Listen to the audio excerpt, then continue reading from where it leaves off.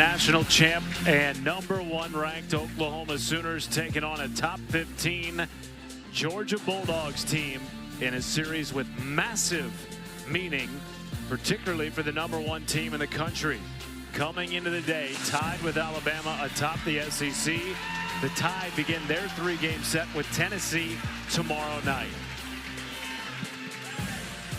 Hi again, everybody. Matt Schumacher alongside the former All-American Amanda Scarborough with you. And Amanda, a huge series for both teams. Think about Georgia. None of these players have ever played at Love's Field before. And for Oklahoma, chasing history. Yeah, there's so much at stake going into this weekend. Of course, you see the SEC standings, and you can't help but see Oklahoma at the top again. But the buzz around the softball world and what everybody is talking about is Oklahoma and chasing records. We saw this Oklahoma team start in February and bust out their offense, and they have not looked back to the point where we're still in April, and they are chasing team and individual records. 161 home runs hit by this team.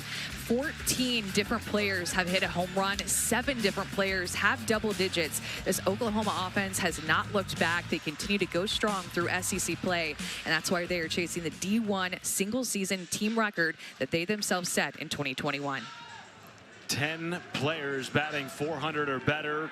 Kendall Wells chasing multiple records still.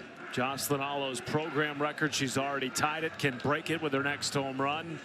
And Laura Espinosa's single-season NCAA record still very much in reach for the freshman. Meanwhile, on the other side for Georgia, coached by Tony Baldwin, by many accounts, Amanda, statistically at least, this is the best offense that he has had. If you want to beat Oklahoma, you have to swing it and put runs on the board. Tony Baldwin, their head coach and hitting coach, is one of the best in the game. And this Georgia offense looking to set records themselves within their program. This Georgia Bulldogs team, for the first time in Tony Baldwin's tenure, has multiple batters hitting 400 or better, including Jaden Goodwin, who has hit in the last 11 games. She is slotted in the 2-hole tonight against Audrey Lowry, the ace for the Oklahoma Sooners, coming off a win in a all-important series against Arkansas right here at Love's Field last weekend. Now, Audrey Lowry, we're used to seeing her get the ball in game 1, has been the ace of this Sooners team. It's just a sophomore. She was a freshman last year and got to pitch behind their ace then, and Sam Landry. But she's done a great job from the left-hand side, entering in and being the game 1 starter, setting the tone. They can bring her in relief too. Really like the calmness that Lowry brings and consistency in the circle.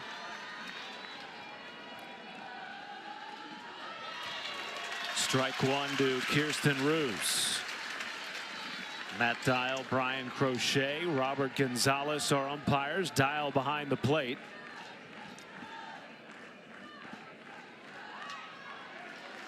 And Roos, one of 12 newcomers this year for Tony Baldwin, including 6 transfers. A lot of change in the offseason for the Bulldogs. Takes the 0-2 foul. Just barely foul.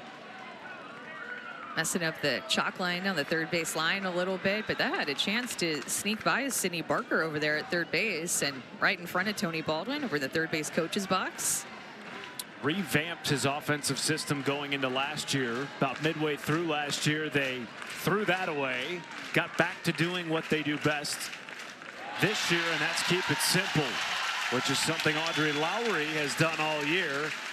And she has a strikeout for the first out of the game. Yeah, Audrey Lowry will take a little bit off of some pitches. That was 59 miles an hour, looking like her off-speed pitch that she'll throw in there. A little bit of a change as well, but she has so many different tools. She'll throw in the upper 60s. That gets past Barker, tried to backhand it. Cue balled off the end of the bat of Jaden Goodwin, who's now hit in the last 12 games for Georgia.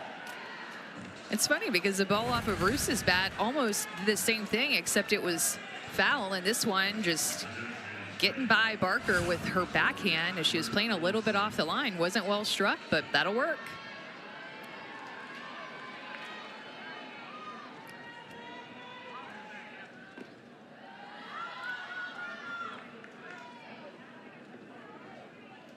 And you can tell Tony Baldwin a little bit upset that Goodwin was not running on that. That is absolutely a ball that she should be standing at second base. He's kind of kicking the turf right now. And Matt, when you play Oklahoma, we talk about this every time that we have them. You have to take advantage of the few mistakes that they give you. It's not often. They're one of the best defenses in the country because that's what they're going to do on offense. So when you're on offense, you have to do the same thing. Every 60 feet is so important. You have to make them pay for their mistakes too.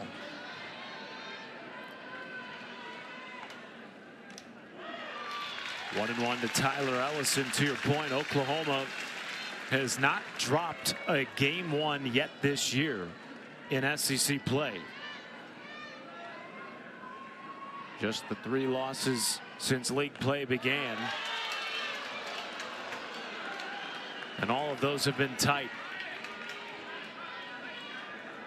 I like the way that early on Audrey Lowry is mixing things up and kind of pitching against her scouting report here, throwing a lot of off-speed pitches.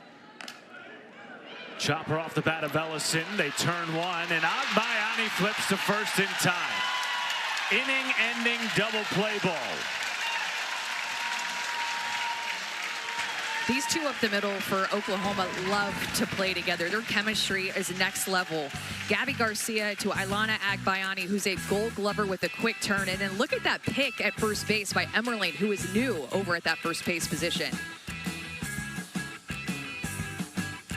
For Georgia, and she is coming off of a weekend where she maybe had the best start in game in her career. 5 strikeouts, pitched the complete game against Texas and got the win.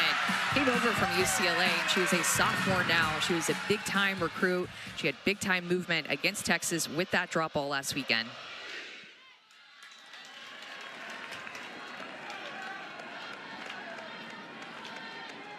Was one of the transfers in the offseason nationally that made waves. Amanda, when she hopped in the portal and decided to come to Georgia, had such an excellent freshman year at UCLA, top 10 finalist for National Freshman of the Year. Speaking of star freshman, a 2-0 count to Kai Minor, who this week was named as one of a pair of Oklahoma Sooners to the top 25 freshman of the year watch list. Kendall Wells, the other, will bat 5th tonight for the first time in SEC play.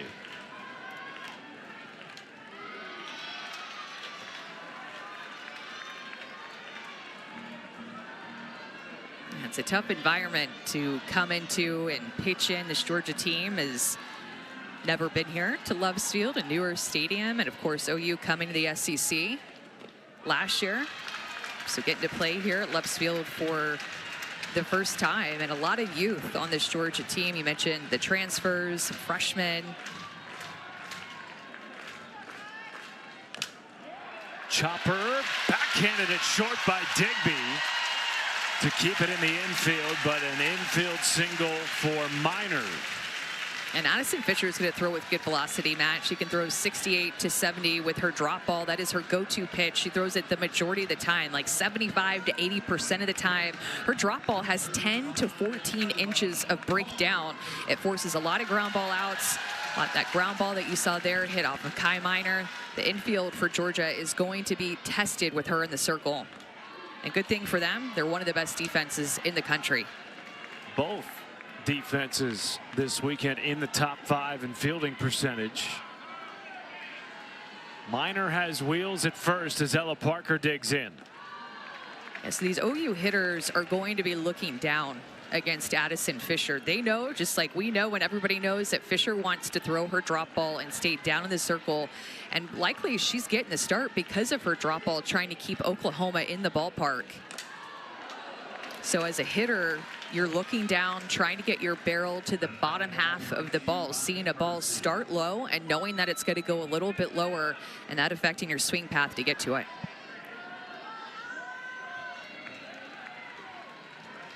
Oklahoma on pace to break half a dozen program records offensively, including home runs. Meanwhile, Parker punched out on the inside corner, 1 down. Drop ball inside corner. Look at how Fisher just sneaks this pitch in there. That takes such guts to throw that to a hitter like Ella Parker. This OU offense has several left-handed power hitters. She's going to have that pitch to have success and keep him honest. Speaking of home run swings, Bella Emmerling has been on a tear as of late for OU. One of the great stories in collegiate softball this year, a breakout season as a senior.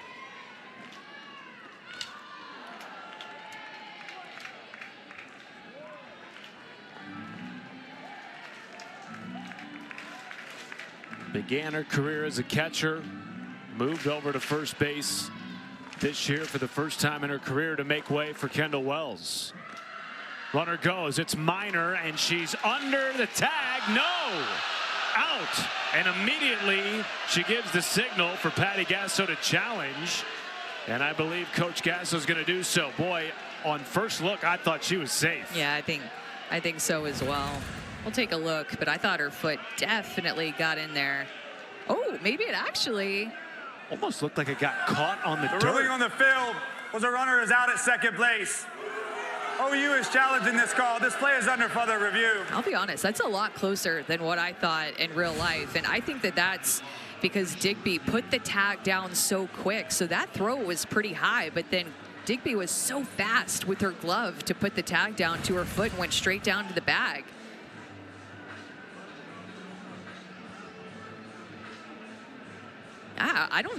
I think this is going to stand. I think she's out. What a great call, look. Man. Live, I think everybody in this entire stadium, all 4,000 fans, Patty Gasso included, I thought she thought, no way, I'm going to challenge this and have it get overturned, but I think she's out. It's going to be a fun battle all weekend. Minor top 5 in the conference in stolen bases. Marissa Miller second in the conference in runners caught stealing. This might be her 8th of the year. To me, I mean, look, her glove looks like it's on the foot. Right there. Right there. Caught her heel before the toe touched the bag, it looks to me. And the call in the field is out, so that's not clear and obvious to me that Kai Minor is safe. Would be one of the rare times this year that Minor has been caught. Just the 4th time, in fact, if the call stands.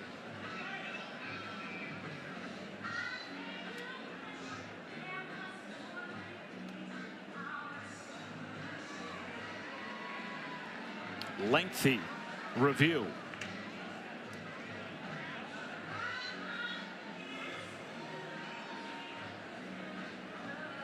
Patty Gasso told us today she loves batting Minor leadoff because it's almost like an automatic double. She steals second with such frequency. After review, the ruling on the field is confirmed. The runner is out. That will be Oklahoma's first challenge. They'll have 1 remaining. I'll tell you what, I really like the way that Georgia is just already feeling like they're attacking everything, meaning I like the way that Addison Fisher is attacking the strike zone, throwing with good velocity, going at these hitters. I like the way that Miller just attacked that throw, Digby attacked the tag. I mean, that's a big deal when you come in on the road and set that tone in the first inning that, hey, we're here to play. It's a challenging environment to play in, but you set the tone in the first inning about how you're going to show up this weekend. 3-1 to Emmerling. Flared into left field. It'll drop for a base hit. And now how big was that runner caught stealing by Miller? On a ball like that, Minor may be at third base. Yeah, and Emmerling got jammed. That pitch was about a ball off the plate, but she just swings so hard and she's so strong that despite getting jammed, she's able to float it out into left field with a left fielder Goodwin playing her so deep because of her power. And now the power swinging lefty. Gabby Garcia looks at a strike. Sooners just 1 swing away from breaking their own NCAA single season home run record set back in 2021. It's incredible what they've been able to do at the plate. I mean, it is April 24th. And they've hit 161 home runs. And the way that this offense shows up year in and year out. In the air to center. And it is caught Snow cone grab by Natalie Ray. And Addison Fisher cruises around 2 singles. No score after.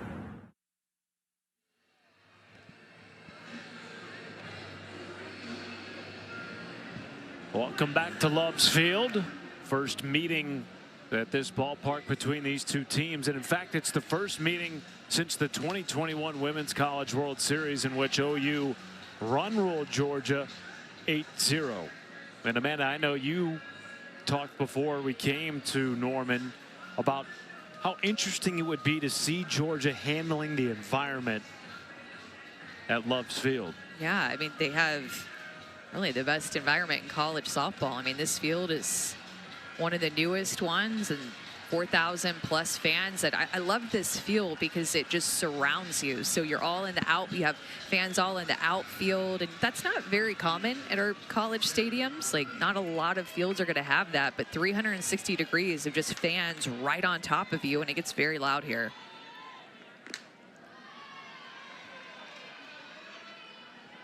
They have been excellent at home.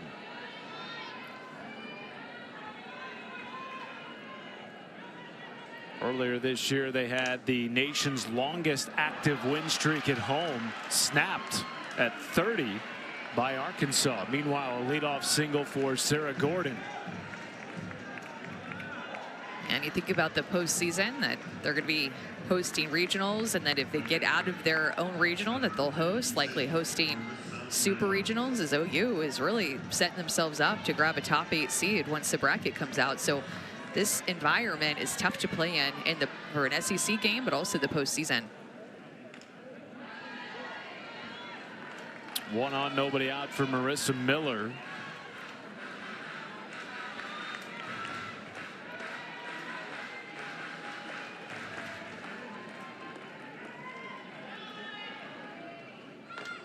Last year became the primary catcher for the first time in her career. It's a big load to manage. But now in her second season has been such a leader behind the plate and at it in the middle of the order for Georgia.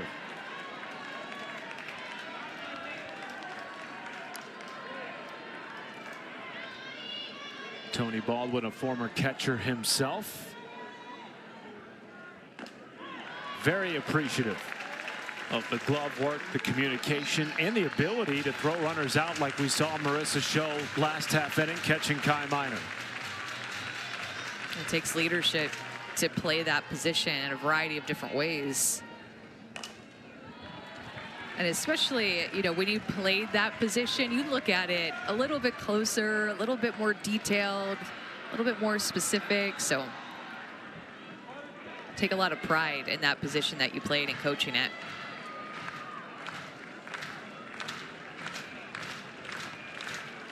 Looks like something blew onto the field and right. Ella Parker's going to go handle that. No, a door swung ajar. A woman of many talents, Ella Parker. Full count to Marissa Miller. 1 on, nobody out here in the top of the second. Easy play for Bella Emmerling, 1 down.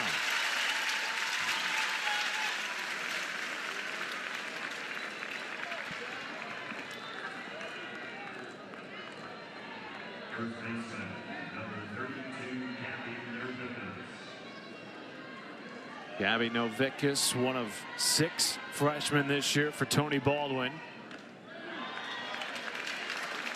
Really, Amanda, an under the radar freshman star. Tony Baldwin told us candidly today he was disappointed not to see her name in the recent release top 25 freshman of the year watch list recipients. Maybe playing with a little bit of a chip this weekend. Yeah, that's a well hit ball. Audrey Lowry up to this point is pitching them more on the outside corner. Here she comes in with the curveball, and Novickus is just looking for that side of the plate, barrels it up to the left side. Audrey Lowry going to be more drop curve. She can go up with her rise and mix the speeds with her changeup and her off-speed pitch. A lot of different tools for Lowry. Seems to me like Georgia, no, it's early, small sample size. They're coming up and getting their hacks on these pitches. And especially against a pitcher like Lowry, who has such good stuff, you want to go up looking for something early that you like to hit. You know what you're looking for. You have a plan. When you step into the box, and Lindemuth a little bit behind on that one, shooting into the first base dugout there. But Lowry has so many different looks and tools. The last thing you want to be in is an 0-2 count. Not know, man, is she going to go up with her rise ball? Is she going to go down with her drop ball? Is she going to change speeds with her changeup and throw it in the dirt? So many different options with the way she's throwing this year. That's what Patty Gasso said about Lowry coming to the year. She went to another level this year. Her commitment to the things that she needed to work on, including getting stronger and working hard in the weight room. I mean, she came into this year as a sophomore throwing 2 to 3 miles an hour harder than what she did as a freshman, and it gave her confidence.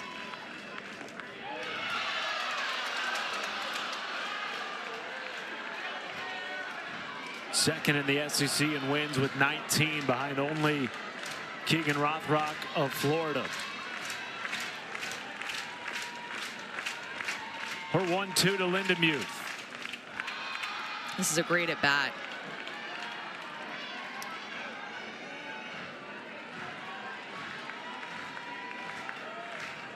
You have to have a keen eye when taking pitches against Audrey Lowry, who's also top 3 in the league in strikeouts looking.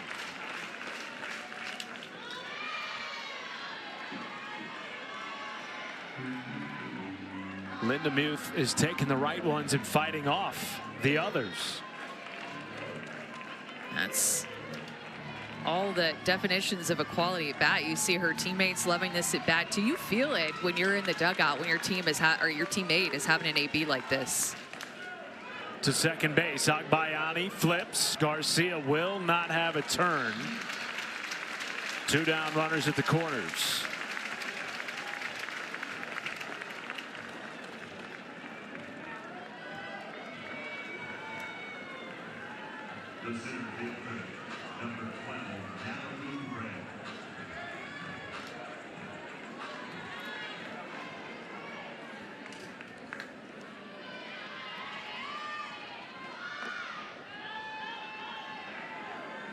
Ray, the senior transfer from North Georgia, where she spent the last 2 years after beginning her career in the SEC at Ole Miss. Ahead in the count, 1-0. Ripped into the mitt of Sydney Barker. Looked like she might have caught it out of the air. Threw it to first for good measure. Good defense early from the Sooners. Georgia strands 2.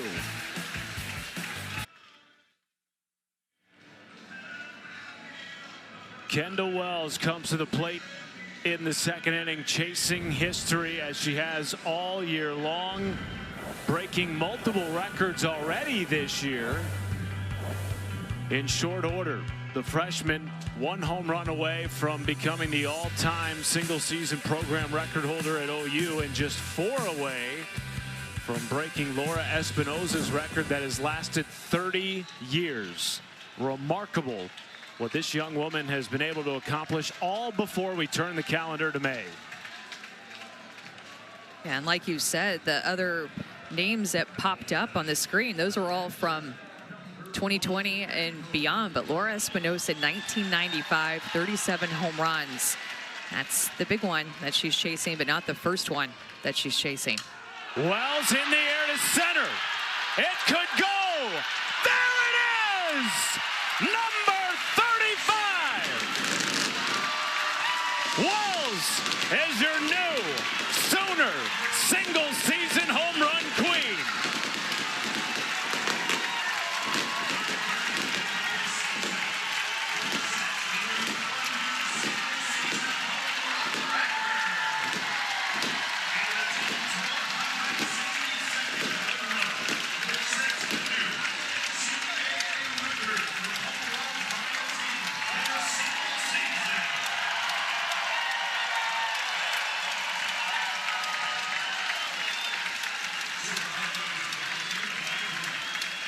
How do you not just have a smile on your face, just watching her hit, getting to do it on your home field in front of 4,000 fans? I have goosebumps like everywhere, and seeing how happy her teammates were for her is just always the best. One pitch, one swing, more history for Kendall Wells. What a season, and it is far from done for one of the great freshmen that this sport, Amanda, has ever seen. You see her on deck. Everybody has their phone up. Before she even steps into the box, there were fans behind her when she's just still 60 seconds away from entering the batter's box, just wanting to have a video of Kendall Wells, just having her on deck and just stand in front of them on their phone. I mean, she's such a big deal in our sport so quickly. McDaniel to short. Digby one hops it into the mid of Novickus, one down. And to think that she set the OU single season program home run record in a single season, and also the team home run record nationally, all in one swing. First pitch, a mistake, and she's just hunting a good pitch to hit right back up the middle of the field. Now 12 of her 35 home runs that she's hit have come off of a first pitch.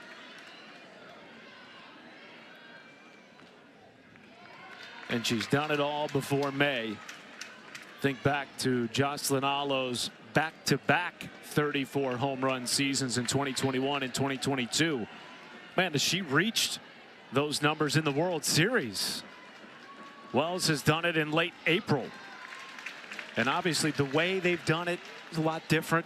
Allo was pitched around quite often throughout her career, particularly in those two record-breaking seasons. Wells has been pitched to more often, but still a remarkable feat. Well, and Allo hit 34 in her junior and senior seasons. I mean, she was a veteran. She was experienced. She had been around the block. Kendall Wells is doing this as a freshman. And like Patty Gasso said, you see her there. She's the life of the party. She's the life of the party on the bus, in the dugout. Her teammates just love her. Patty Gasso said they all want to be around her. On the road, they all want to room with her. So it's not just the home run swing for Kendall Wells. It's this electric, magnetic personality that she brings to this OU program. Strike two to Abby Dayton, full count. It's interesting.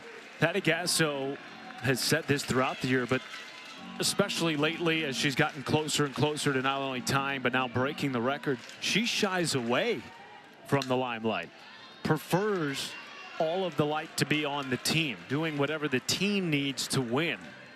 It's never been about chasing records. That's sort of been a byproduct, Amanda, of her just trying to be an impactful member of the Sooners program.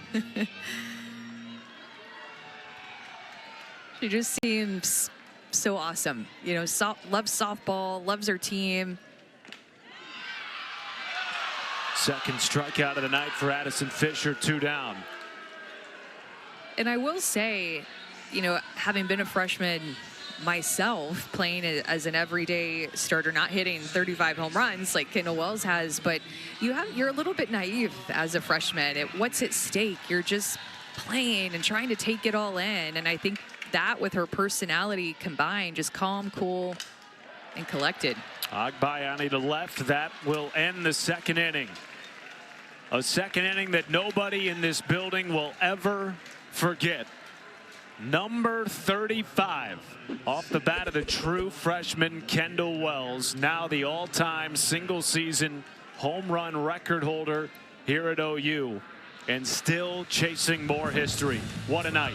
That happened so fast, and that's how it works with Kendall Wells in this OU program. Number 35 for the freshman, number 162 for OU. A couple of records on that one swing by Wells.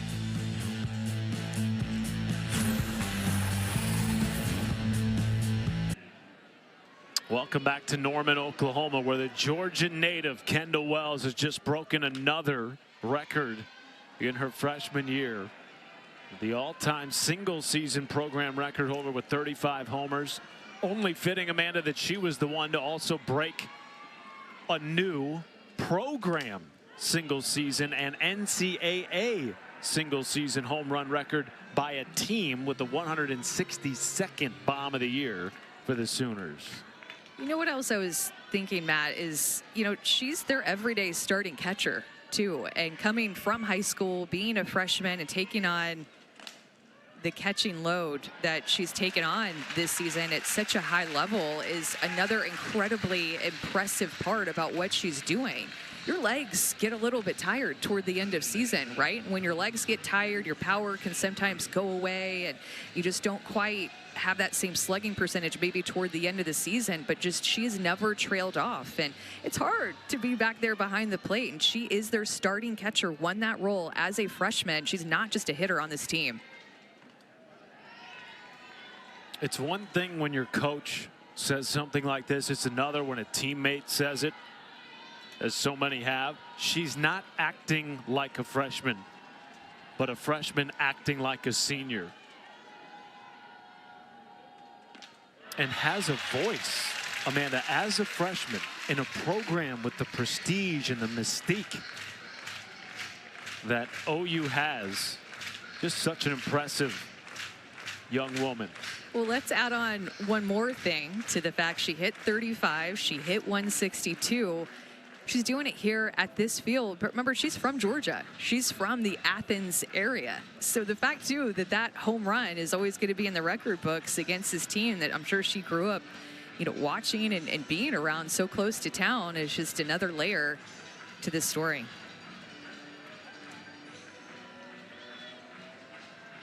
Broke the NCAA freshman home run record and SEC single season home run records already this year. Did that in 37 games. Now has the Sooners single season home run record, previously held by Jocelyn Allo, and still chasing one more.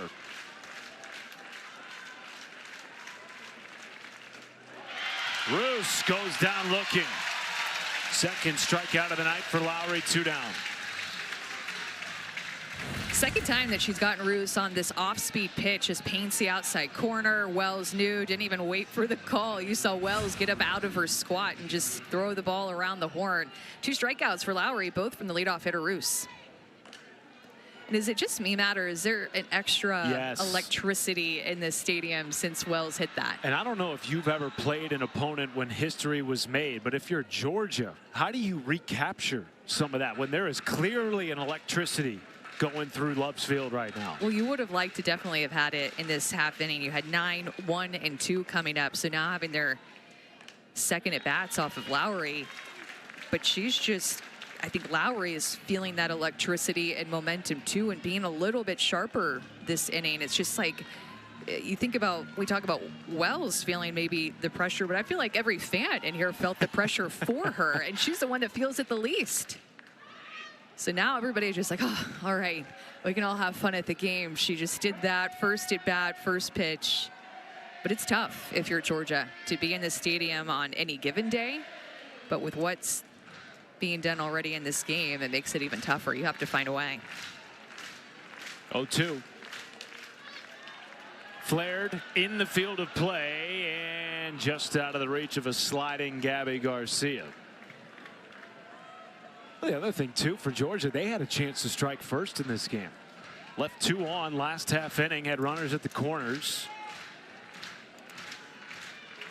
3 different hitters reached base last half inning for Georgia, no runs.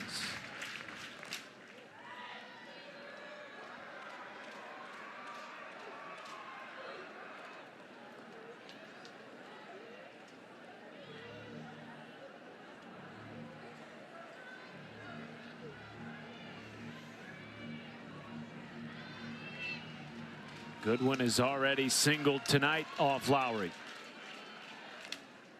Handcuff, sprays it into right. Diving play by Parker, but she did not glove it.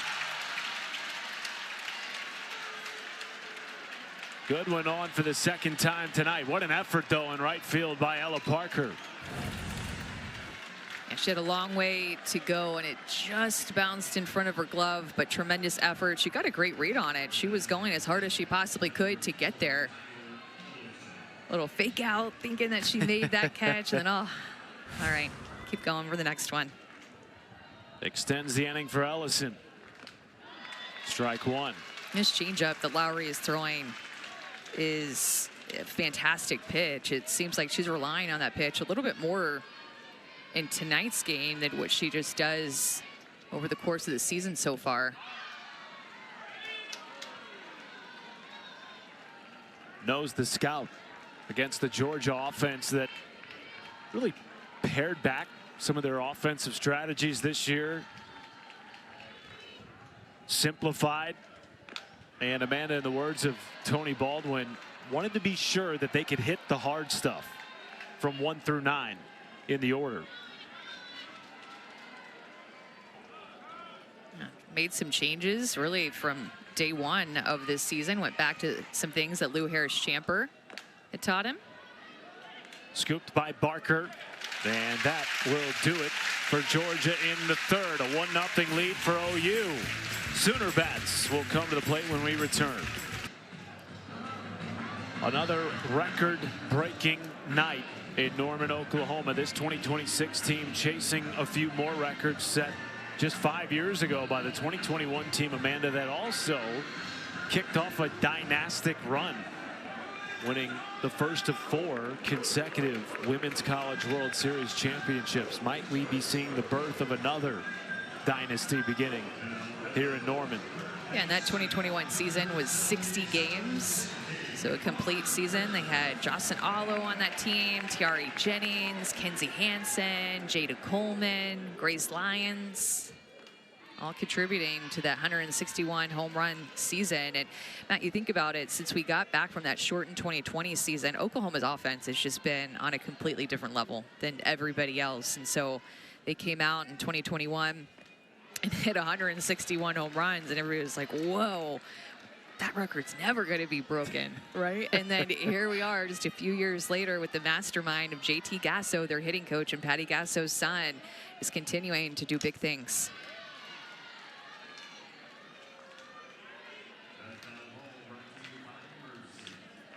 Nine-hitter Sydney Barker due up for Oklahoma. Leading 1-0 after Kendall Wells broke the single season program record last half inning. Third strikeout of the night for Fisher. Yeah, this pitch really ties up Sydney Barker. It's a drop ball. It's a little bit more up in the zone, just so tough to hit. What I've noticed about Addison Fisher so far is when she goes inside, she does such a good job of going hard in, both to lefties and righties. The one mistake that she's made where she just didn't get it in enough was that pitch to Kendall Wells on the first pitch of her AB.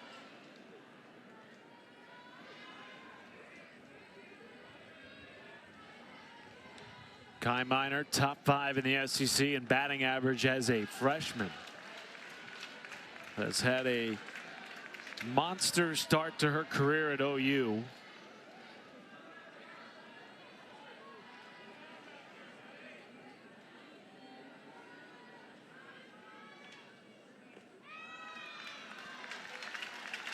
So much speed at the top of this Oklahoma lineup. That's why she bats in the leadoff spot. And she draws a walk on 4 pitches. Aboard for the second time tonight. Now the question is, will she test Marissa Miller for the second time tonight? Was bested by Miller in the first inning, caught stealing for just the 4th time this year. As Ella Parker digs in with a runner on and 1 down. 40th pitch. Misses outside for Fisher. Addison Fisher, the second time through the order so far, having trouble finding the strike zone. OU having some good takes at the tone by Kai Minor and then rolling into Ella Parker's at bat. Got that call there, and that one kind of looked like it was a ball. Of course, it's tricky to tell with this camera angle that we have in center field exactly where that is on the plate.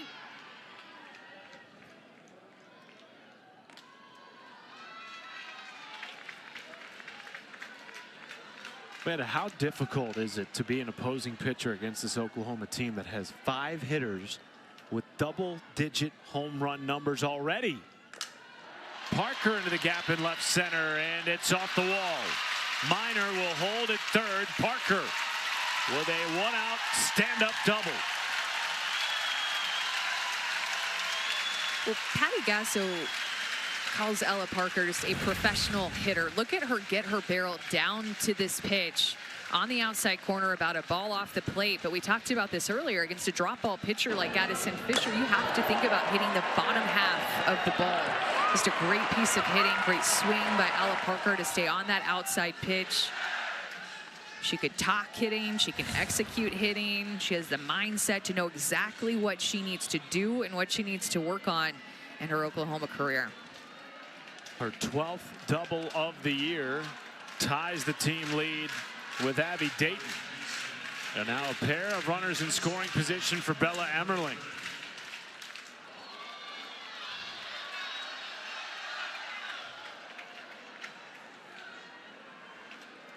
Emmerling having a career year at the plate, which might be also the understatement of the year for this Oklahoma team. Has obliterated her previous career highs.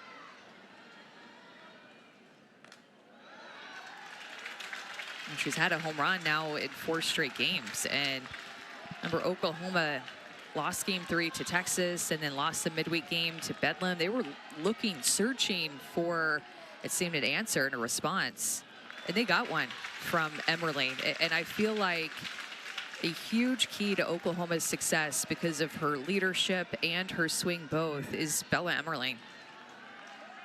Doubling her batting average from last year, almost doubling her slugging percentage too. I think we forget, Matt, how young Oklahoma is. They have a few seniors sprinkled in there, but start 3, sometimes 4 freshmen. Sophomores like Gabby Garcia, Sydney Barker, I mean, they're really young.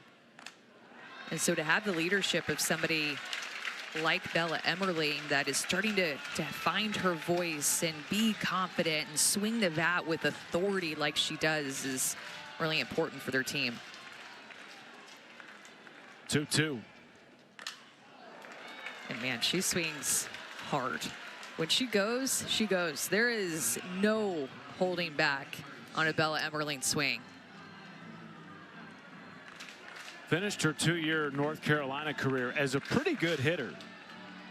.323, 14 homers, 53 runs batted in. She's on pace to break all of those previous career highs. To second base, bobbled, only play at first for Roos. And Emmerling drives in the second run of the game for the Sooners. Looked like Roos wanted to come to home. Amanda maybe too quick with the transition from glove to hand, and ultimately just has to take it at first base. With Minor's speed, I don't think she would have had a play anyway. I think that would have been one where you try to get her at home, but she sneaks in there. I think that Georgia should just be happy that they got an out there despite her bobbling that ball. And now Chelsea Wilkinson comes out of the dugout, the pitching coach for Georgia. With Gabby Garcia, the cleanup hitter, coming to the plate. Ella Parker at third. Big opportunity here for Oklahoma to extend their lead. Boy, and for Georgia, the difference in just 1 run in this game could prove huge. This is an offense that has the ability to score runs, Amanda, but they've already left 3 runners aboard tonight against Audrey Lowry. Yeah, and we'll just continue to talk about it. I mean, it's just the bottom of the 3rd inning, but after that Wells home run, it was a solo home run, but it made you feel, with this crowd getting involved, that it was a grand slam and that Georgia was down by 4 runs and just down by 2 here, and great execution by Emmerling, ground ball right side, but it just has a different feel being in this stadium after that Kendall Wells home run.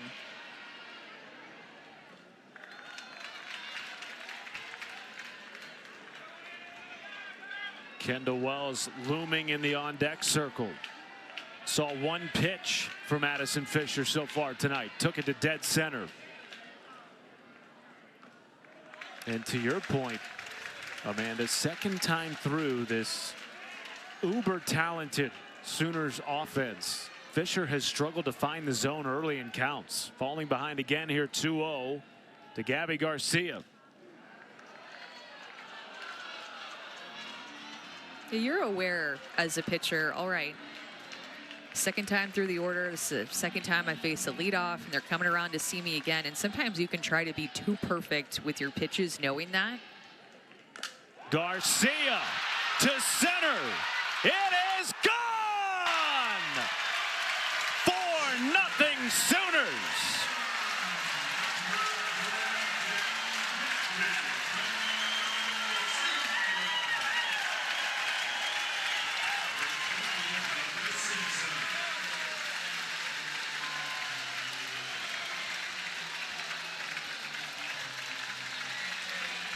The power is just insane.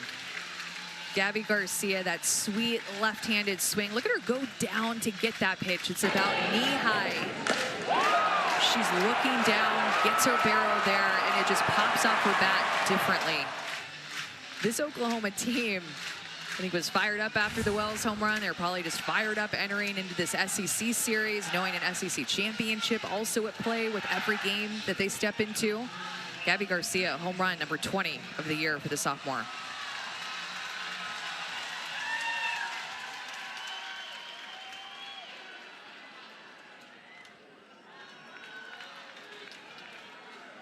The Sooners have 5 hits. 3 of them have gone for extra bases. 2 of them have left the yard, including Kendall Wells' record-breaking solo shot off Fisher in the second inning.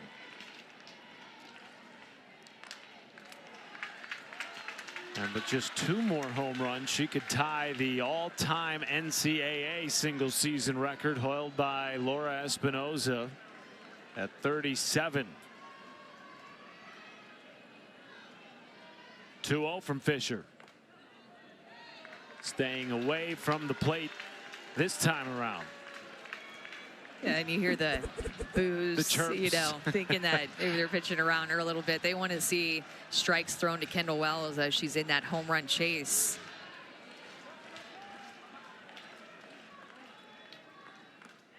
But I mean, you look at this inning, Addison Fisher, after that strikeout to Sydney Barker, has just had trouble finding the strike zone and commanding her pitches, not just to Kendall Wells, but to all 3 hitters that have hit in front of her.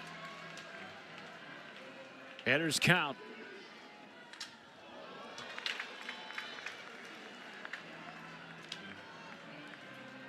She is an intimidating presence in the box. Yes, she plays with a joy and a looseness and a smile. But boy, there is a fierce competitor behind there too. And draws a 2-out walk.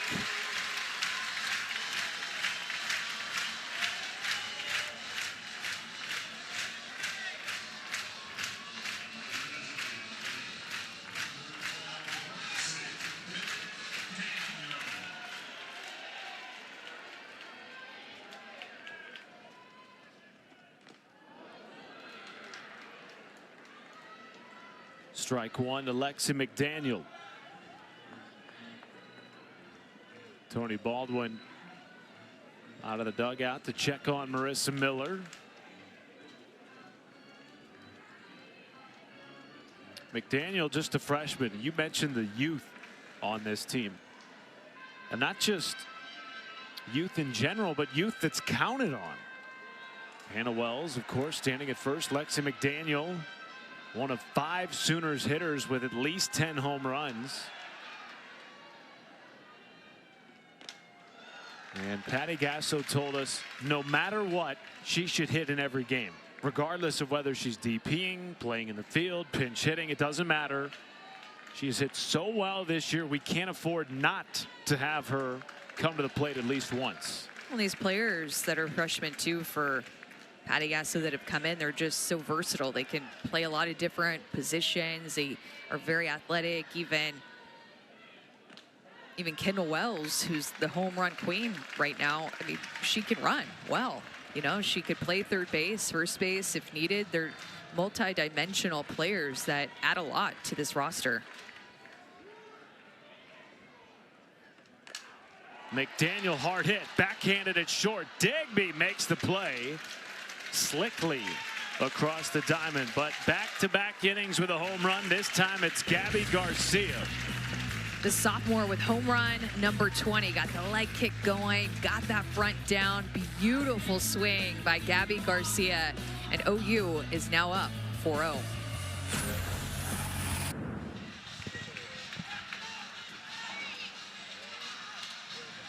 Welcome back to Norman, Oklahoma, where Kendall Wells has just set a new single-season program home run record with her 35th. We're now joined by her head coach, Patty Gasso. Coach, always appreciate your time. I know you've said that this year hasn't been about chasing records for Kendall Wells. It's sort of been a byproduct of her performance. But now that she's broken it, can you take a step back and tell us what this means for her, for you, for this program? I know it means a lot to a lot of people, but the one thing that we try to be here is just really focused on more team versus individual. I'm glad it's off of her so that she can keep going. I'm glad it's off of our fans so they can keep going. Like, there was fireworks I wasn't expecting. I'm just, you know, I just want to play. We just want to play.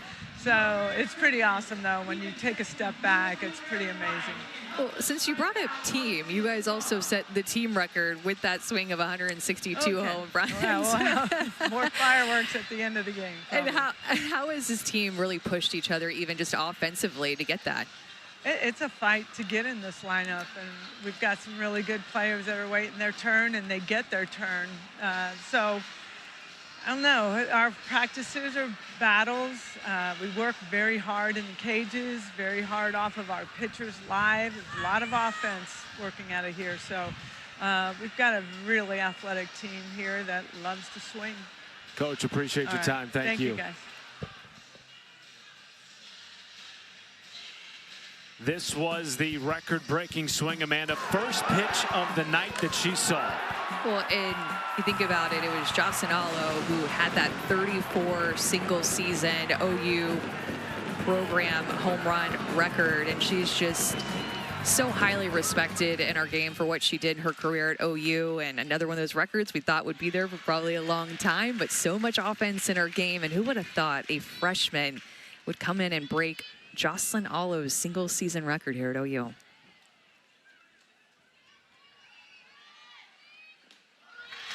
What's changed in our game, in your opinion, in recent years that has made it so offensive, where we're seeing year after year program records, single-season records being broken? I just think there's so much information about pitchers, you know, not just to know what pitch they like to lean on and throw the most in a game or in a season, but you know what they like to go to in certain counts to a left-handed hitter, certain counts to a right-handed hitter. And so the information that hitters have when they go up to the plate is the next level. Agbayani, the Gold Glover on the run, did not get it there in time. Sarah Gordon beating out the throw. Great effort by Agbayani. But a runner aboard to start the fourth for Georgia. I'll take it one level deeper. You don't just know, as this was a very tight play at first base.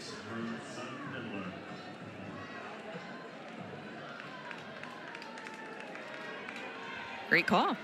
But to take it another level, you know the RPMs that their pitches come in at, the vertical break that their pitches create because of that spin, the exact velocity. You know everything about a pitcher before you go up to bat. You're preparing for her all week long. So you've, in your mind, you visualize seeing it, the ball come out of her hand and seeing her for multiple, I would say maybe 10 plus at bats and hundreds of pitches. So it's just tough to be a pitcher in our game right now with the preparation that hitters have and the development of our hitting coaches and how well they're just pushing the envelope and getting things done. 1-1 to Marissa Miller. Opposite field, it'll be gloved by Parker.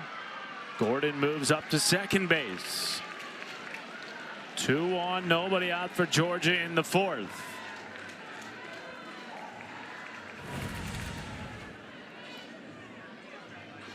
I really like the way that Miller went with this outside pitch. Lowry's been working these right-handed hitters outside a lot, and that's what you want to see Georgia do offensively. Just be on time with something outside. She's been mixing in her off-speed change-up pitch on the outside corner a lot, kind of blending it on that side of the plate. She's been tough to barrel up for these Georgia hitters with the way she's been mixing. And now Gabby Novickus digs in. She has been on a heater over the last 10. As she looks at strike 1. Singled off Lowry in the 2nd inning. Now has hits in 11 of her last 12 games.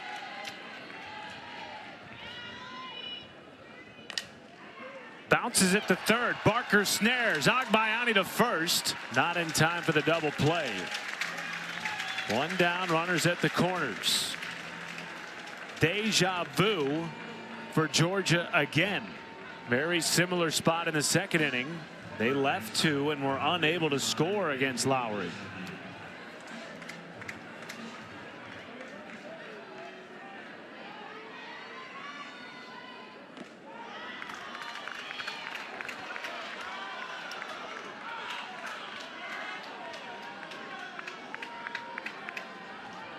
Bulldogs coming into the series off a tightly contested 2-1 series loss to Texas. Had a chance to win that series. Trailed 3-0 early in Game 3 on Monday night. Came all the way back to tie it in the bottom of the 7th, forcing extra innings before Texas played at 3, taking Game 3 by a score of 6-3. Up the middle, into center field. And Georgia strikes in the 4th on an RBI single by Bailey Lindemuth. Yeah, you're seeing some short swings by Georgia in this inning. Not swinging too big, just kind of going with what Lowry gives them. This is a drop ball. She just drives it right back up the middle of the field. Lindemuth with an RBI. And now Jen Rocha is going to come out and talk to Audrey Lowry, with Georgia continuing this rally. And if we learned anything from this rather new and in some ways very young and inexperienced Georgia team from last weekend, it's that they will not go away. Could have easily laid down in Game 3 against the top 5 Texas team. Found a way to score 2 in the bottom of the 7th to force extras. And now if you're Jen Rocha, what's the message here to Audrey Lowry to help her get out of this inning with 2 on and 1 out? Yeah, I think just touching base with her, and I think a big reason that a pitching coach calls timeout to come out and talk to her pitcher, just to slow Georgia down and give her pitcher just a breath. She might be telling her things that she just told her in between innings before Georgia came out and picked up their bats to hit, but it's just all about slowing things down, putting the momentum back into the hands of Lowry with that timeout, and feeling like Georgia's just going to slow down offensively. And two, I feel like Jen Rocha, she just gives this confidence to pitchers when she goes out and talks to them. She's so calm, so confident, has won multiple national championships at Florida and then also here, of course.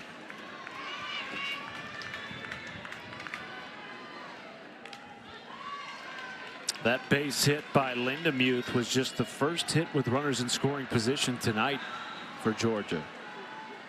Now can they take advantage and string together a couple of hits here? Cut into this 3-run deficit with Natalie Ray at the plate. In the air to center. Kai Miner drifting in, way too shallow to tag for Novickus. 2 down.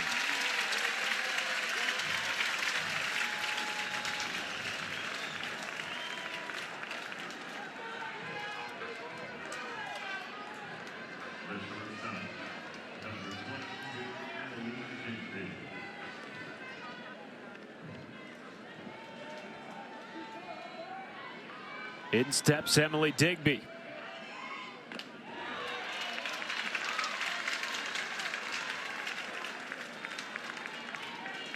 Her 7 home runs ties a career high.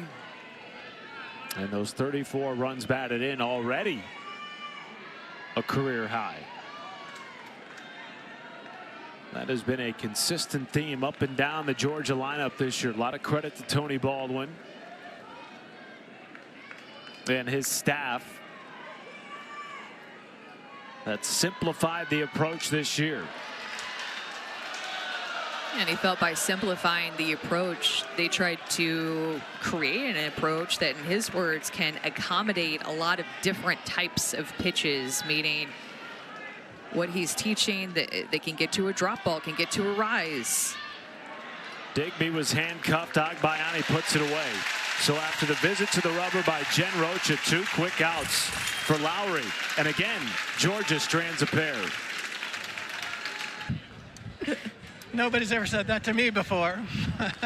Welcome back to Norman, Oklahoma. 4-1 lead for the #1 team in the country. We're now joined by the Georgia head coach, Tony Baldwin. Coach, always appreciate your time. Your offense has had opportunities. You've left 5 aboard. How do you drive some of those in here now in the back half of game 1?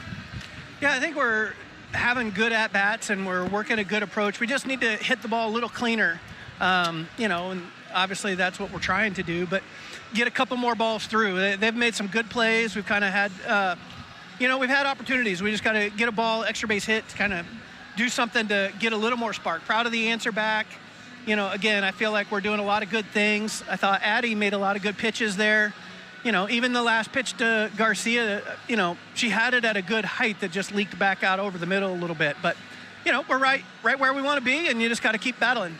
Coach, I don't know if you felt this, but it seemed like after Wells hit that home run, it's just been a different electricity in this place. I'm curious, as a coach on the opposing side with these records and this crowd, like how difficult is it to play in this atmosphere when that's happening?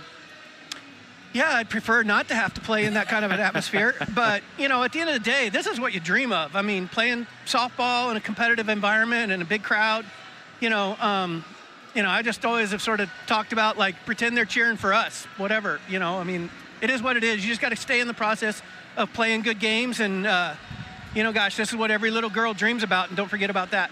That must have been your MO when you were catching a Butler. Just pretend the opposing team is cheering for you. For all those crowd people that we had at the Butler field. Yep, that was it. Thanks, Coach. Appreciate you. Go Dogs.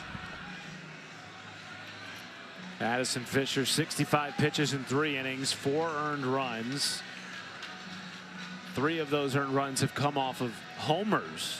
Gave up the 2-run bomb to Gabby Garcia, and of course the solo shot to Kendall Wells. And now Ada Little will come in and pitch in the middle innings here for Georgia. It's cool that Tony Baldwin just said, you know, you think of the little girls wanting to play in the stadium, and just right on cue, it's the time for a kid announcer to call up and announce the OU batters stepping into the box this inning. But just wanted to fall back on just his appreciation for what this stadium and this environment has to offer for our sport, and just how special it is. And his outlook could be really, you know, tough to play with these records being broken, and already tough place to play in. But I loved his perspective on it, and just a great reminder of just how special this stadium is for our sport. 2-0 count to Dayton. Stadium seats 4,200. It's the largest on-campus softball stadium in the world, in the nation rather. Open in 2024.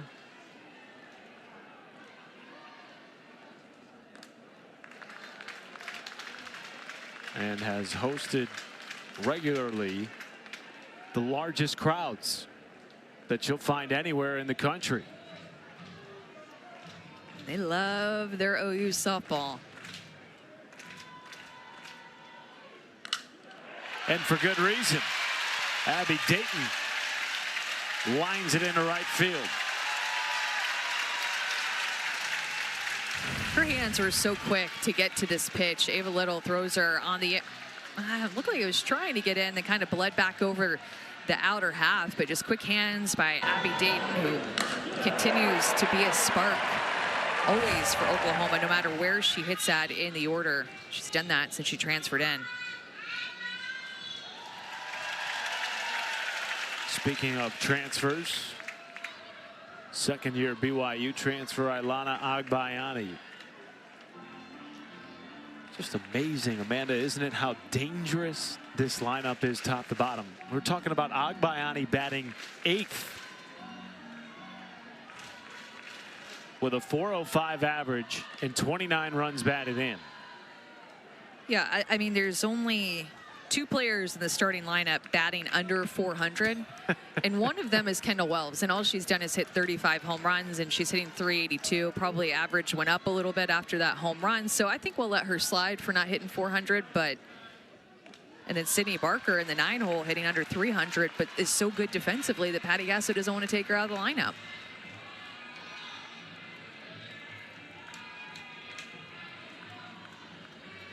As an opposing pitcher, what is your approach to a lineup like this?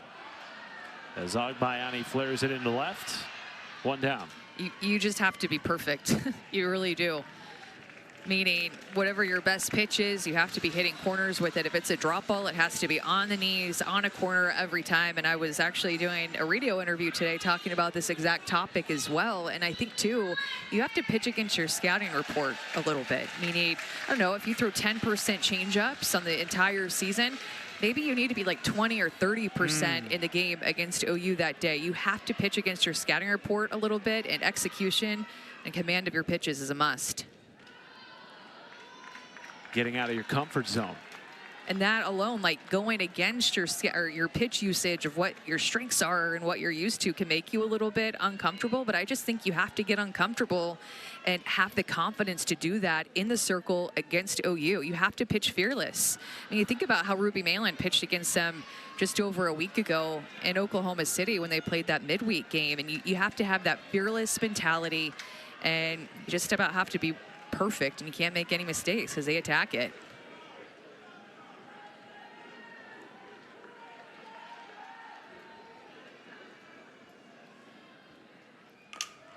Barker off the glove of Lindemuth at third.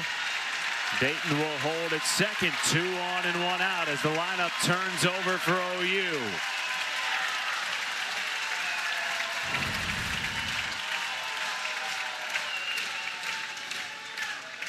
Both Dayton and Barker's pitches that they hit, though one's right-handed and one's left-handed, were essentially the same pitch. Looked like a curveball moving into Barker, got her barreled to it about the same height in the zone. OU is just keying in on that pitch. It's about belt high out of the hand of Little. Likely a curveball or a drop ball that's just not getting down.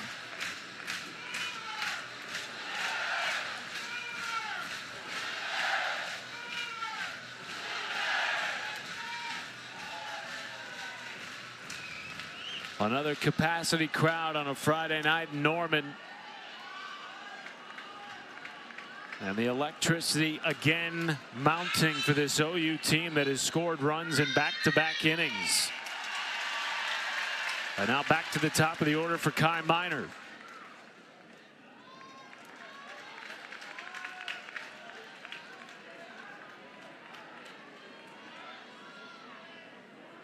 Miner has twice reached tonight, including coming around to score in the 3rd.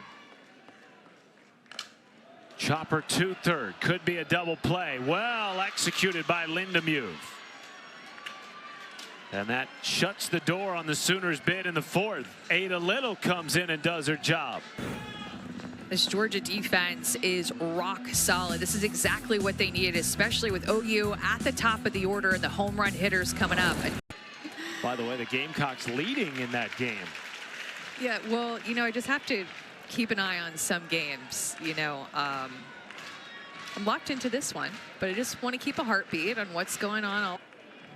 Coming off a historic year as a program, coming within 1 game of winning the program's first national championship in their first appearance in Oklahoma City. Goodwin rolls to second. Agbayani gloves and fires 2 down. You know, and I think that will be something that a lot of people will be paying attention to, will be where Texas Tech will fall within the top 16 national seeds when the bracket comes out. Because you think Texas Tech and you're like, oh, surely with that talent and Nyjah Kennedy and national runner-up, they've got to be a top 8 seed.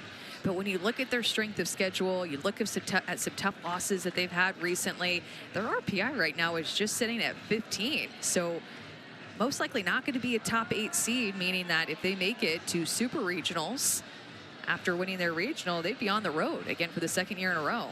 They swept UTEP in a doubleheader in El Paso on Wednesday, and they were rewarded by sliding 3 spots in the RPI. Yeah. So going the wrong direction when it comes to certainly hosting a super. And if you're a Tech fan, you're just hoping you stay inside the top 16. Yeah, and Florida State went up after their win against Florida in a midweek game as well. Florida State and Florida will play again next Wednesday, so they do a home and away, so that will be another good midweek game to look forward to. Maybe that's actually on Tuesday, that midweek game is. I mean, the SEC tournament is just right around the corner, Matt. Hard to believe. It'll be the last year, at least in the near future, of an on-campus SEC softball tournament hosted in Lexington by the University of Kentucky. Tyler Ellison, a mile-high pop up to center. Minor is there. And a 1-2-3 inning against the top 3 in the order for Audrey Lowry. Cruising through 5 with a 3-run lead. Earlier tonight, history was made yet again by the freshman Kendall Wells. First pitch she saw went yard with number 35, breaking the previous single-season program home record held by Jocelyn Allo. Just incredible what she has been able to do. Program single-season home run record here at OU. That is just such a storied program with so many big names when you think about the history of the OU softball teams. And now she is in 3rd place for D1 single season, just behind Carly Spade and chasing Laura Espinosa from 1995. That record is held.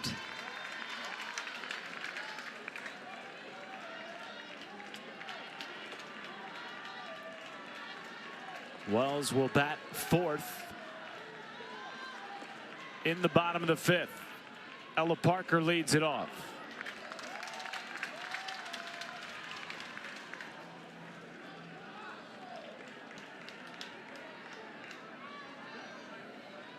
We're used to seeing hitters so far back in the box, but Ella Parker pretty middle or more toward the front by the time that she strides. That front foot is at the front chalk.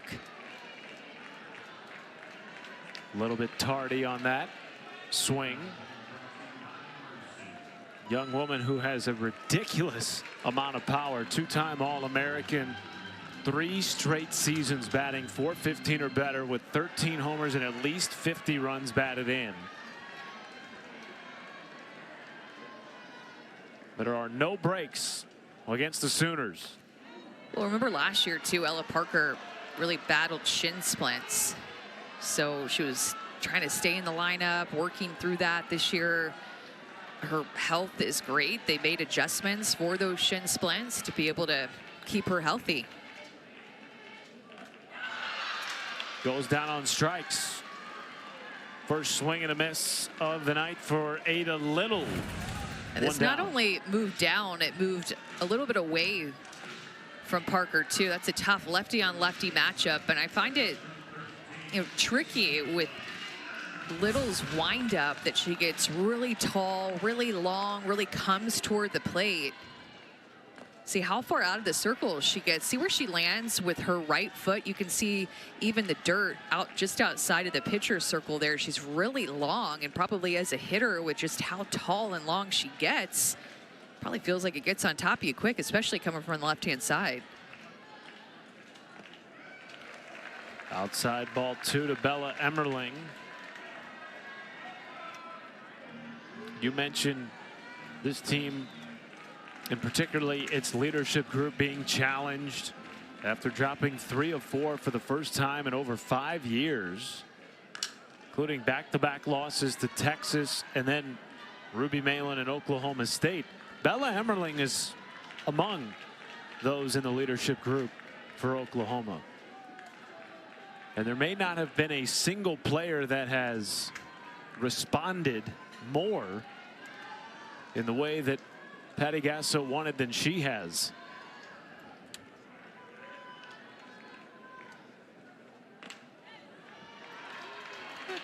What are you looking at in front of the pitcher circle? Yeah, where I was talking about that Ada Little was landing with how far out she gets. I think that this is really tricky to hit against because you see where she's landing in that darker area of dirt. I mean, she really gets out there. So whether you're right-handed or left-handed, you're going to feel that as a hitter. She gets really tall. It's legal to come up off of the ground. You see she leaps a little bit, but look how far out she gets with those long levers that she has. Full count. Emmerling scorches it through the 5-6 hole. Second time aboard for the starting first baseman. And she will pass the bat to Gabby Garcia, whose last at bat resulted in a 2-run bomb to give OU a 4-0 lead. Meanwhile, we'll have a pinch runner for the Sooners coming in over at first base, Tia Malloy.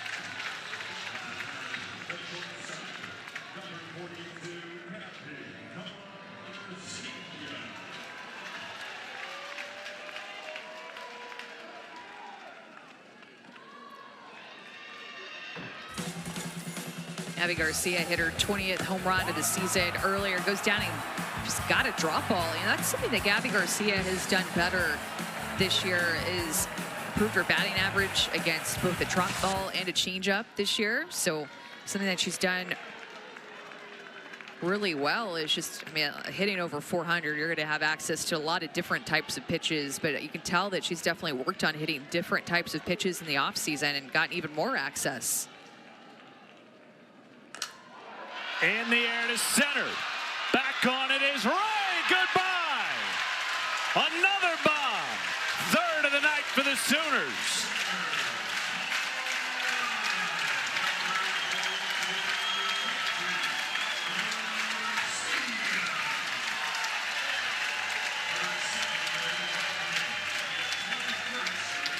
Her 5th home run in the last 7 games makes it a 5-run lead in the 5th. This feels at times that it's just impossible to keep OU in the ballpark. Outside corner, she just stays on it and drives it pretty much in the exact same spot that she hit her first home run of the game. Using the middle of the field, stays on that pitch so well and sneaks it on out of here. A 2-home run night for Gabby Garcia.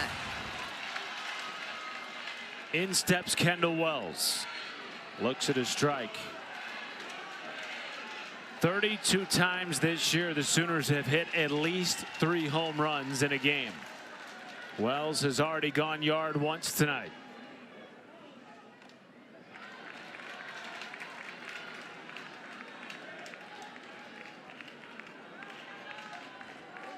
Has the ability to do it again. An inch ever closer to Laura Espinosa's 1995 single season NCAA record.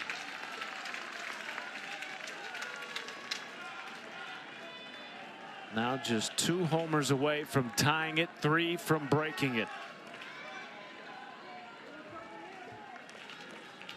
2-1 pitch from Little. You know, it's also been the distance that so many of those home runs have been sent. Hit at least one, 304 feet on this field to center field.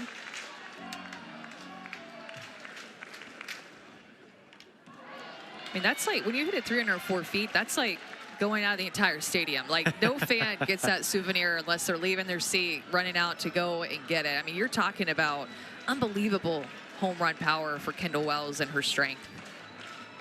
As a freshman. As a freshman. 2-2.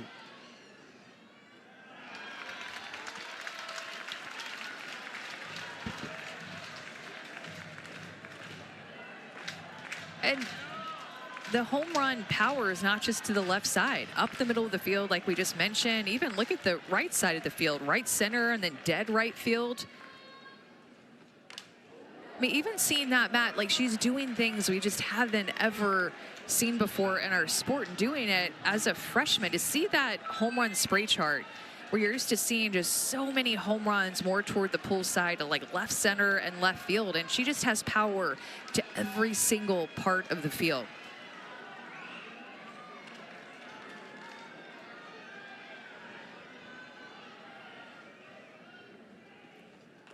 Goes down on strikes. Good pitch from Ada Little. 2 down in the 5th. That's when you hang your hat on if you're Ada Little right there, and you're going to remember this. Like how she gets Wells on the outside corner, chasing that pitch like a drop ball outside. Maybe a little bit of backdoor curveball movement too. I feel like Ada Little's movement is tricky to pick up too, especially, again, we talked about those mechanics that she pitches with. I just feel like she's deceptive to hit against because of her movements. So long too, 5'10" in the circle.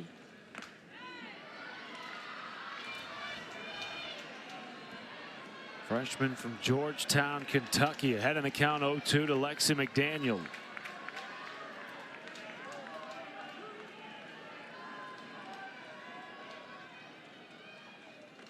It's a small win, but it's something that, you know, the coaches are looking at. If you're Tony Baldwin, is give up a Gabby Garcia home run, have to face Kendall Wells immediately after that, and you strike her out. I mean, that's a big deal to strike out the next hitter after giving up a home run in any stadium on any given day, but especially against this offense. And if you're Georgia, you look at those little things. Little, just a freshman.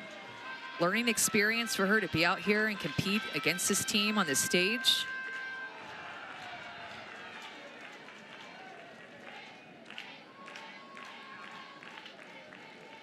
McDaniel sends the 2-2 up the middle. And a 2-out base knock to keep the 5th inning going for Oklahoma.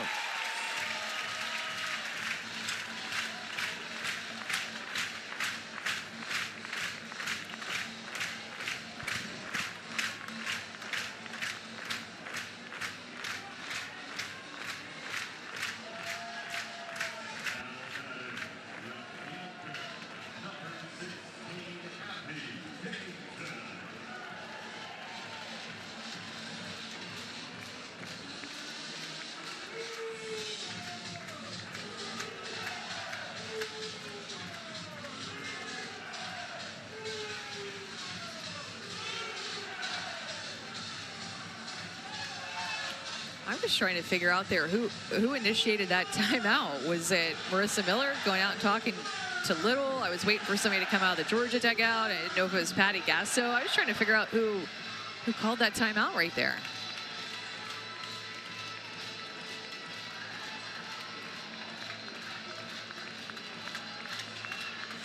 Quick pep talk before taking on Abby Dayton, whose batting average is up right around 100 points from last year. Second-year transfer from Utah.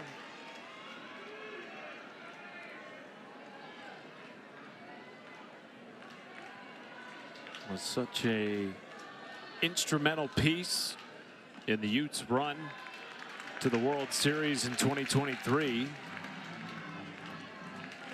Was recruited to Utah and coached by Patty's son DJ Gasso, who now of course is here at Oklahoma.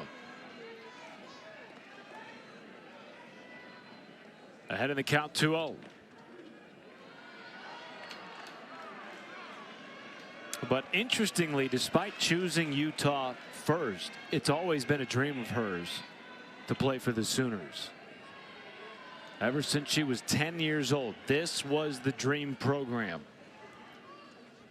2-1 in the air, center field, headed towards the wall. It's gone! Abby Dayton, 2-run shot.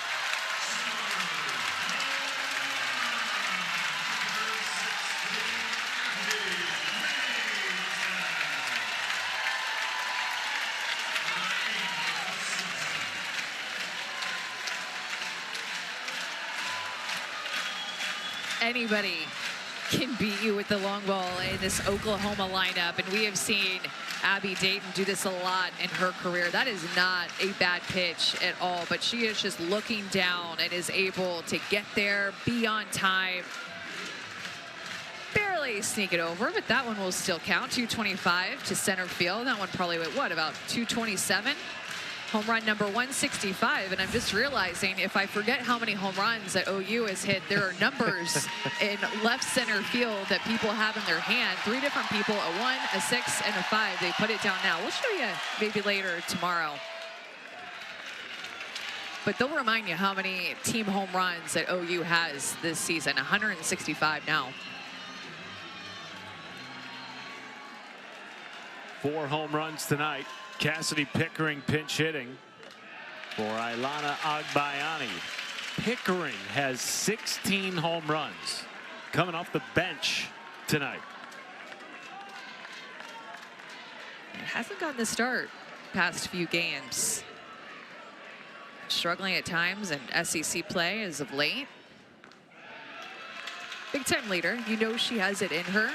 And Patty Gasso has been one in the past to sit some of her players for a few games and just let them have a little mental reset. Maybe that's the case here. She can end the game with 1 swing. Game-winning run aboard in the 5th.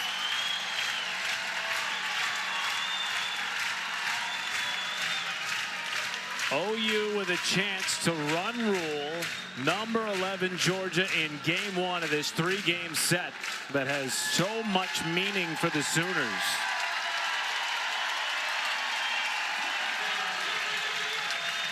Agbayani comes back in to run. Pickering mobbed after the 2-out walk to extend the 5th. Sooners come into the weekend tied with Alabama atop the SEC. Of course, the Tide have a monster series beginning tomorrow against Tennessee. And then A&M losing to South Carolina. They were either in 3rd or 4th place. OU will play A&M next weekend in College Station, but tough loss for A&M as they were toward the top of the SEC standings. Agbayani goes, slides, and is thrown out. Second time tonight. Marissa Miller has caught a Sooner trying to steal second base. But 2 OU homers in the 5th. 4 home runs in this game. 2 now hit by Gabby Garcia, a 2-run shot, and then Abby Dayton with her own. OU up by 7 with 11 hits and several home runs.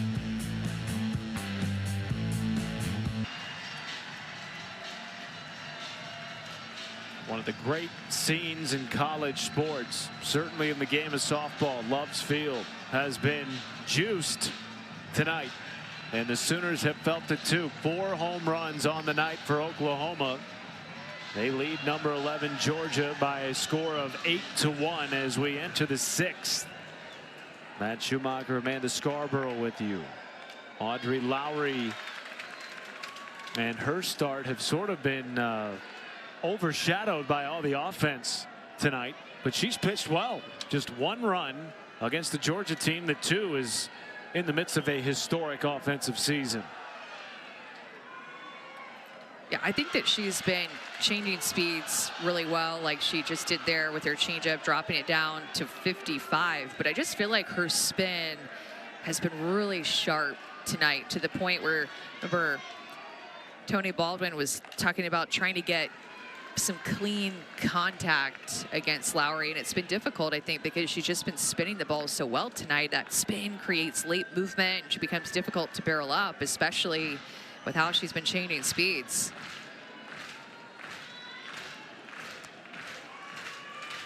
Meat of the Georgia lineup. 1-2 count to Sarah Gordon. As a hitter, when you hear a coach say we need cleaner contact, what does that mean for you in terms of approach in the box? Just trying to get more on time with something and stay on something a little bit longer. I noticed that more in the 1st and 2nd inning, about like, that's clean contact. And it's down the right field line. Parker plays the carom, and it's a leadoff double for Sarah Gordon. That's clean contact right there. Sounded clean. It sounded clean. She's letting that pitch travel and then just shooting it the other way. That pitch got so deep. Look at how deep this pitch gets. I mean, she hit that off of her back leg.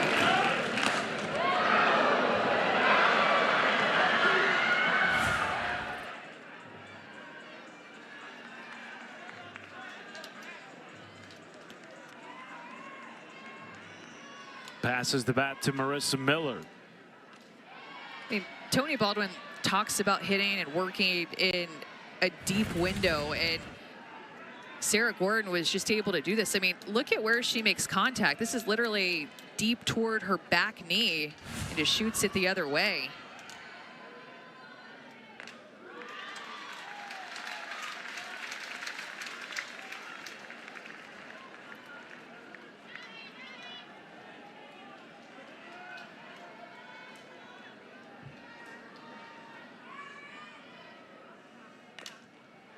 Miller fielded it short, sling across the diamond for Garcia. One down as Gordon moves 60 feet closer. That was one that had some tricky spin coming off the bat. That was not an easy one to field cleanly for Gabby Garcia. She handled that well. It didn't look like it was particularly hard, but very different spin, hopping off the ground.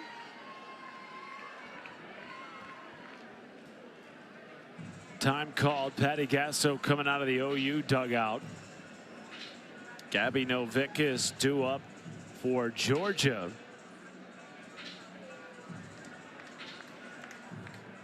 And again, if you're OU and you keep this runner off the board at third, all you need is one in the bottom of the sixth to win the game.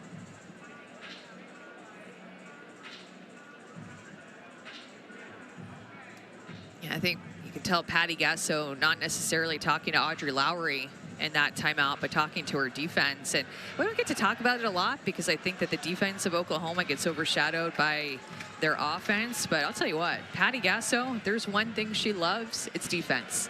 And she takes a lot of pride in the Oklahoma, not just infield defense, but in their outfield defense as well.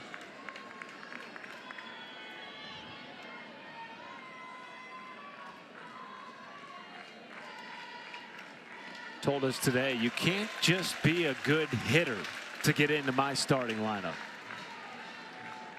Defensive component has to be there too, and it shows. Nationally, a top 5 defense in terms of fielding percentage. 0-1, scorched in the left. And Georgia plates their second run of the game on an RBI single by Gabby Novickus. Kind of out front of this one, but stays on plane long enough to be able to get enough of it. Hits that one so far out in front of her, but Novickus is a really strong hitter. So even though she didn't get all of that, she was strong enough to get it through the infield and find a hole.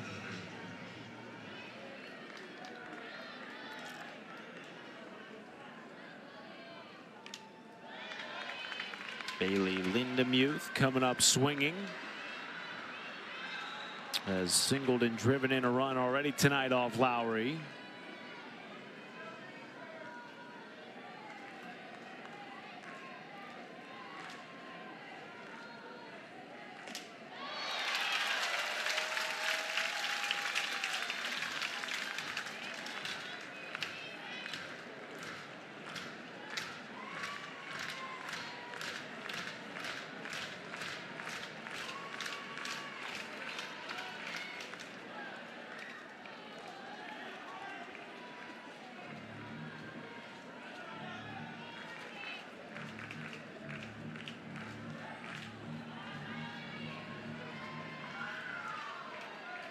One ball, 2 strikes. Lindemuth, diving play. Agbayani cannot make it in time. What a stop, though, by the reigning Gold Glove winner. Probably keeps Novickus from going first to third. Yeah, it absolutely gave herself just a chance to make it out at first base. So much to come from that diving stop, as you mentioned, keeping Novickus at second, and then giving herself an opportunity for an out there with Emerlane stretching. Great glove work by Agbayani, who does that all the time. She is so good with her glove at second base, played shortstop in her career early on at BYU. Gold Glover.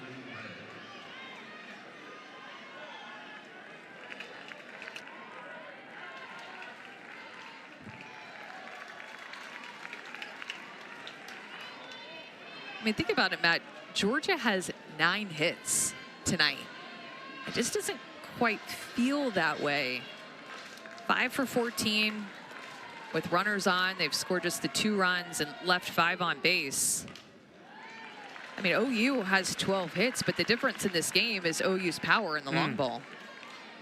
And Georgia has lacked that clutch hit tonight. They're 2 for 8 with runners in scoring position. Tony Baldwin told us in the 4th when we had a chance to chat with him, our offense has put us in positions to have a chance. Have been so far tonight unable to capitalize. 4th strikeout for Lowry, 2 down. Curveball, lefty on lefty matchup. That is just a great location to get Natalie Ray to swing through that pitch. Even steps across her body a little bit. Ray does, cannot stay on that pitch. Move just a touch up, too. 2 down for Digby. Upstairs.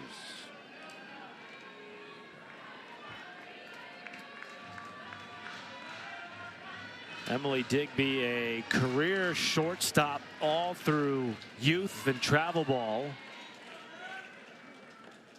Came to Georgia. There wasn't room for her in the middle infield, so she learned first base. Started 62 games at first. Only freshman in the starting lineup a couple of years ago for Tony Baldwin, and over the last 2 years has become the leader in the Bulldogs infield, shifting back to her natural position. Has a chance here to really cut into this 6-run deficit in the 6th inning. Make this an interesting game for Georgia. Ahead in the count, 2-0.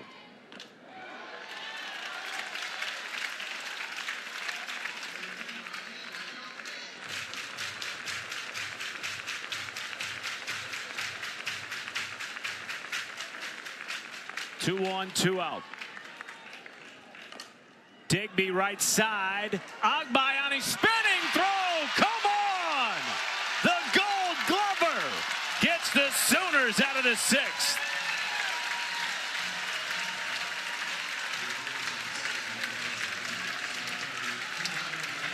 I mean, that is a golden play by a Gold Glover. Kept her feet moving. I mean, just to stop that is impressive, but then the throw falling into right field. Ilana Agbayani, my goodness. When isn't a night in Norman historic? Kendall Wells, her 35th home run of the season, breaking Jocelyn Alo's record. Gabby Garcia getting involved in the mix. 4 different Sooners have hit home runs this evening against Georgia. And they have a chance now in the bottom of the 6th to win by run rule if they're able to plate a pair. But the night belongs to Kendall Wells, who not only broke a single season school record, but helped OU break the NCAA single season team home run record with the Sooners' 162nd bomb of the year. And I attribute that solo home run that she hit just to giving OU and these fans a different type of energy in this game. The game, even though that happened in the sixth inning, this game just has not felt the same. It has not looked the same since that Kendall Wells home run. It was just a solo home run, but it felt like a grand slam. And I beg your pardon, Garcia has a pair of home runs. We've had 4 different homers by 3 OU players. Garcia said, I see you're 35th. Let me hit 2 tonight, not to be outdone.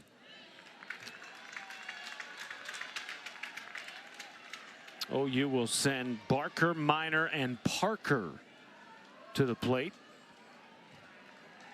Alyssa Parker is pinch hitting in the 9 spot for Sydney Barker.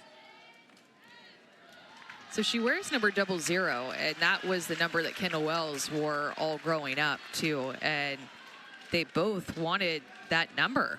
Parker wanted it. She's a freshman. Wells wanted it. So they ended up just playing rock, paper, scissors in order to figure out who got to wear number 00. And obviously we can see who won that game of rock, paper, scissors. Alyssa Parker. Sakina Wells went with the number 1 instead, but man, you have like an attachment to your number, Matt. I don't know if you know that, but your number is like, you know, your thing. What was your thing? What was your number? Number 9 in college. Before that, it was number 1, but there was a senior wearing number 1 when I got to Texas A&M. So then I went with 9, a single digit. Sure. And just stuck with it. Well, you can't change it after you're a freshman. Yeah.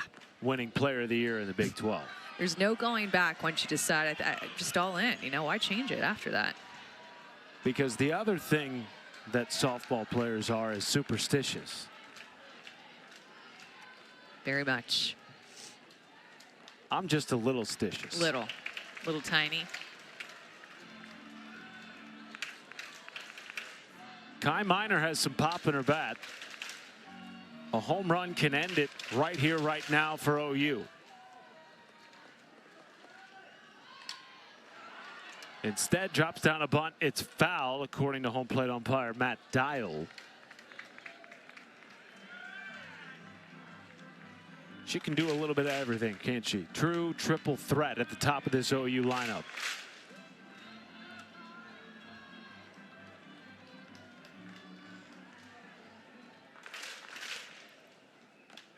Swings away and goes down on strikes. Third K of the night for Ada Little. One away in the 6th for Ella Parker. This is where the real power resides in the Oklahoma lineup. 2 through 5.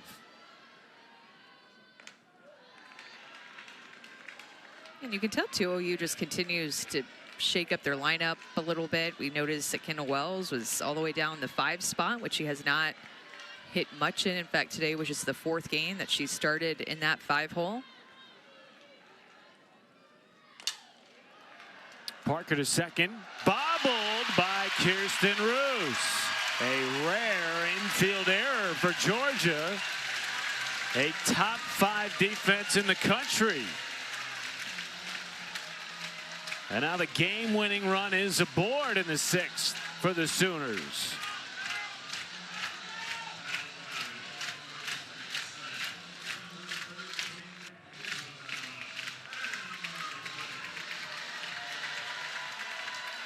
Bella Emmerling at the dish.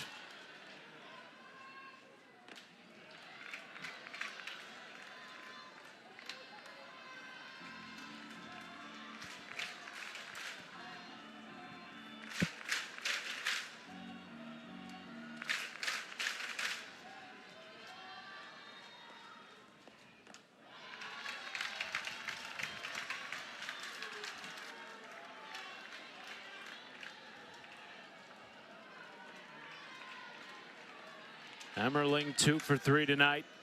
A run batted in and a run scored. 3-0 with Gabby Garcia looming, who already has a pair of home runs tonight.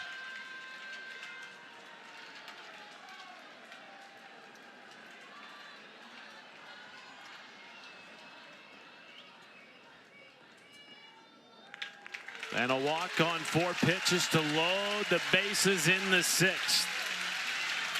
And nowhere to put Gabby Garcia.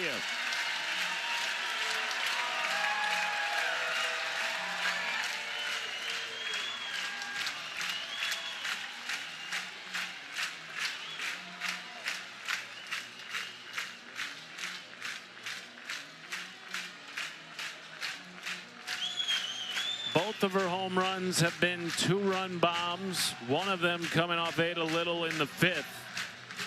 This was in the 3rd off Addison Fisher. Monster that got out quickly.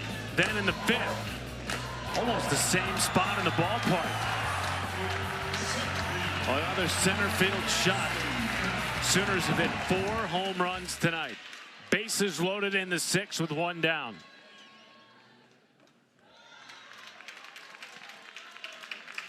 That is the 5th straight ball by Ada Little.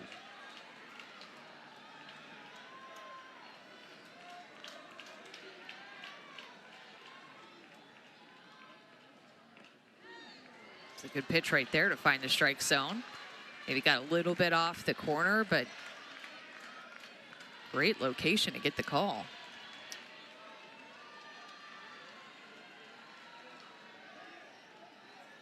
One.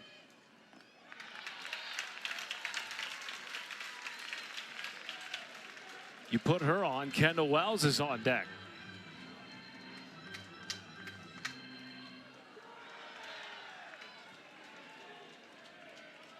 Game-winning run in scoring position.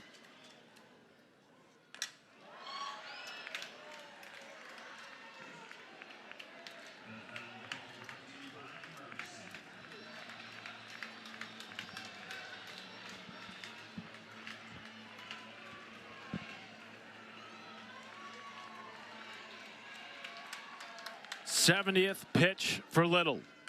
In the air to center. Down for a base hit. Coming around to score, Ella Parker. And Gabby Garcia walks it off in the 6th as the Sooners take game 1.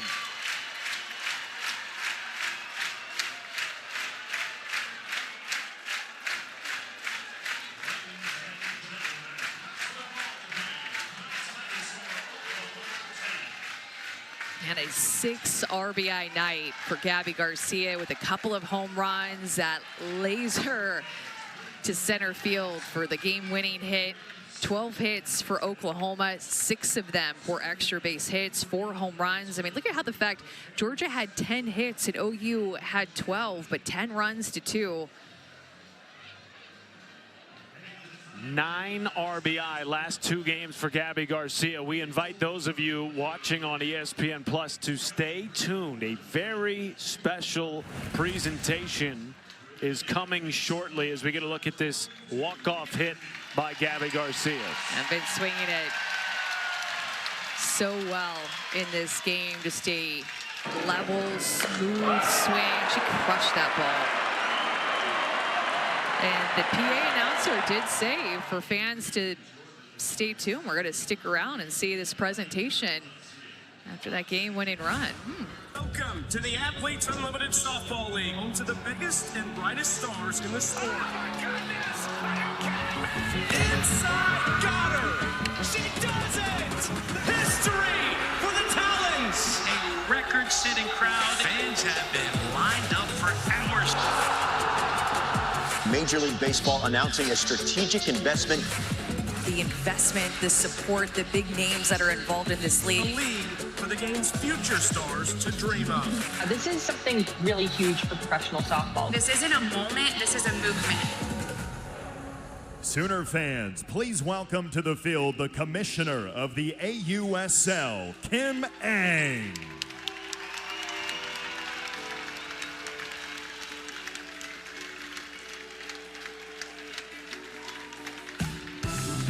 Hey, Sooner fans!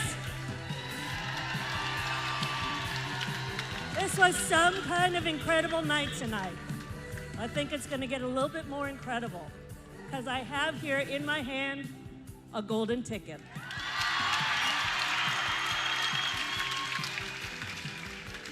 Players that are presented with a golden ticket have been drafted by one of our 6 teams and hopefully will join us in spring training in just a short month. It is my pleasure, my great, great pleasure, to give this golden ticket to Ailana Agbayani.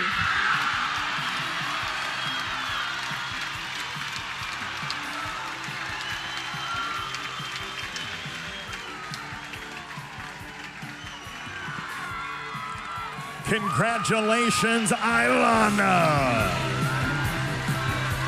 Fans, you can see which team drafted Ailana in the rest of the 2026 draft class during the AUSL College Draft Show, Monday, May 4th at 6 p.m. Central on ESPN2.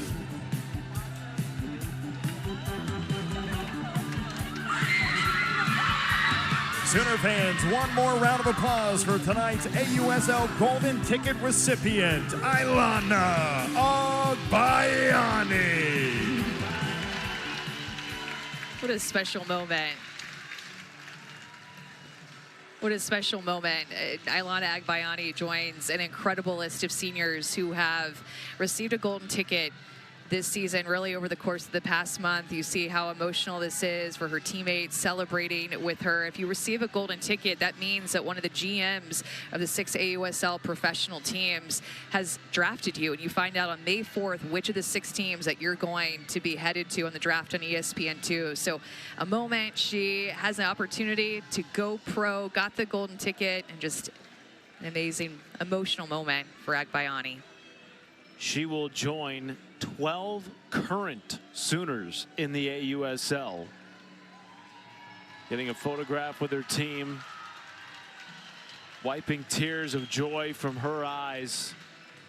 Just a couple of years ago, playing shortstop at BYU, transferred in, trusted Patty Gasso's plan for her to play second base, earned a gold glove last year, and now earns a golden ticket tonight on what has already been a historic night for the Sooners. Remember, Sam Landry got one on this field last year, presented by Jessica Mendoza. These are all the other recipients so far. I think we have one outstanding. There will be a total of 17, and these rows are a little bit too neat, telling me that this is an even number. We're at 16. We have one left. Maya Johnson from Belmont, the first ever mid-major player to receive an AUSL golden ticket. Niger Kennedy was the first, but look at this name, this list of names of players that have received a golden ticket. Our year this year is just filled with so many superstars, Matt, that are seniors. I'm sure it was just very difficult to choose who would get one. Agbayani awarded the 16th tonight.